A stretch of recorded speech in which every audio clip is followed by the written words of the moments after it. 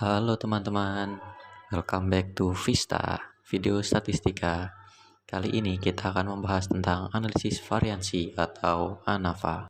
Oke, jadi kali ini kita akan ngebahas tentang ANAVA satu arah dan ANAVA dua arah. Apa itu ANAVA satu arah? Jadi ANAVA satu arah adalah uji hipotesis untuk membandingkan kamin populasi dari keperlakuan apakah sama atau tidak.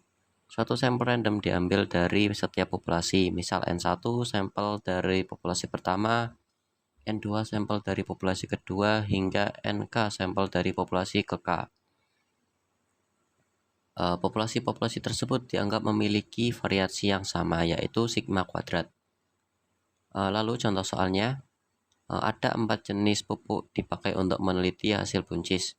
Tanah yang terdiri atas 12 petak yang homogen ditanami dengan buncis tersebut. Hasil panennya tuh ada di tabel berikut. Di sini ada 4 perlakuan, ada P1, P2, P3, dan P4. Dan di masing-masing perlakuan tuh dia ada 3 baris gitu yang berbeda. Kalau yang baris keempat ini tuh hasil penjumlahan dari ketiga baris yang di atas ini. Lalu pertanyaannya, bagaimana pengaruh keempat jenis pupuk terhadap hasil tanaman buncis? Signifikansinya pakai 0,05. Terus langkah-langkah di R-nya gimana?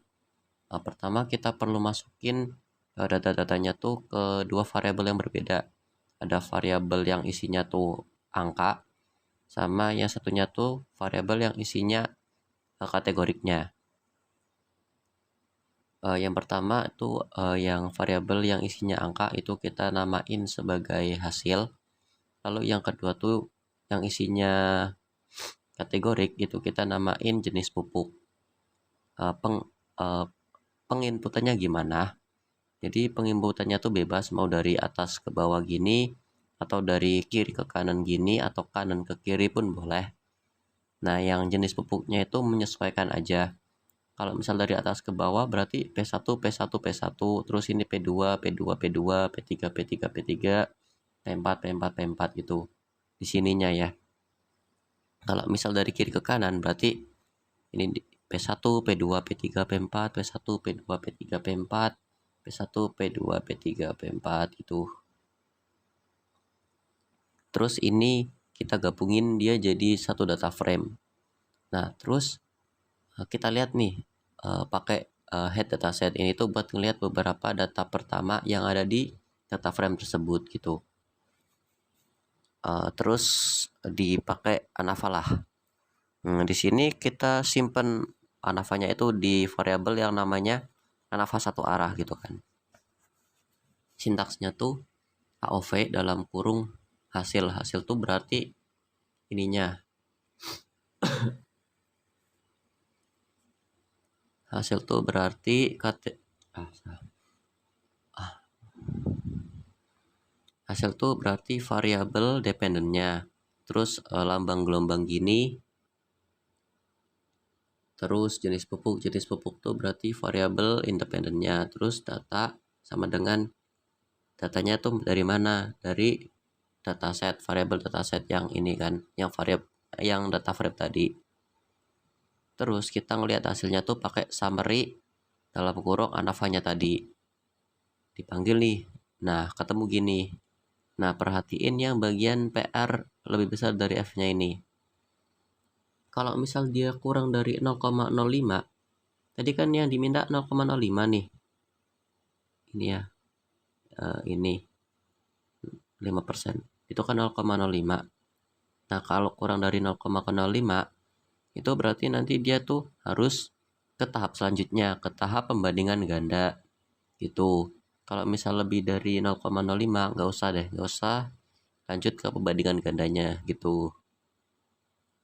Oke, yang selanjutnya tuh ada pembandingan ganda. Yang bakal kita bahas tuh ada 2, yaitu metode Tukey sama metode Skiff.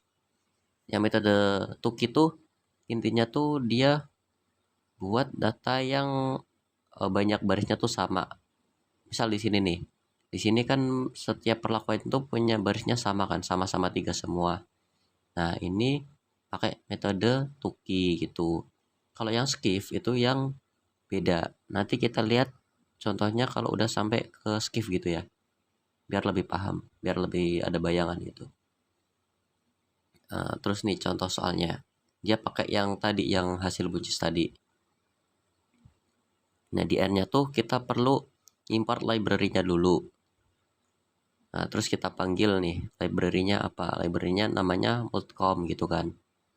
Terus kita simpen sweet tukinya ini di variabel yang namanya tuki gitu kan. Nah terus sintaksnya gimana, sintaksnya tuh tulis saja nih glht dalam kurung anava satu arah. Anava satu arah tuh apa? Anava satu arah tuh anava yang tadi yang dipakai di sini ini. Dia akan disimpan di namanya apa ini? Variabel yang namanya anava satu arah kan. Berarti di sini kita panggil juga anava satu arah. Terus koma line fct sama dengan mcp dalam kurung jenis pupuk. Jenis pupuk tuh ininya apa, data kategoriknya, yang data faktornya gitu kan, variabel faktor ya itu, sama dengan tuki ini mau pakai metode apa gitu. Terus dibuat summary-nya. Nah nanti ketemu deh nih probabilitasnya segini segini segini. Nah misal kalau dia tuh kurang dari 0,05 atau kurang dari signifikansi yang diminta di soal, itu berarti nanti kesimpulannya tuh si faktor yang ada di sebelah kiri itu dia lebih besar dari yang kanan ini.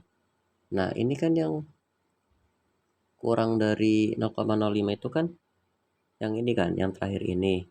Nah berarti ini cara bacanya tuh pupuk P4 itu rata-ratanya, hasil rata-ratanya itu lebih besar dari P3 itu.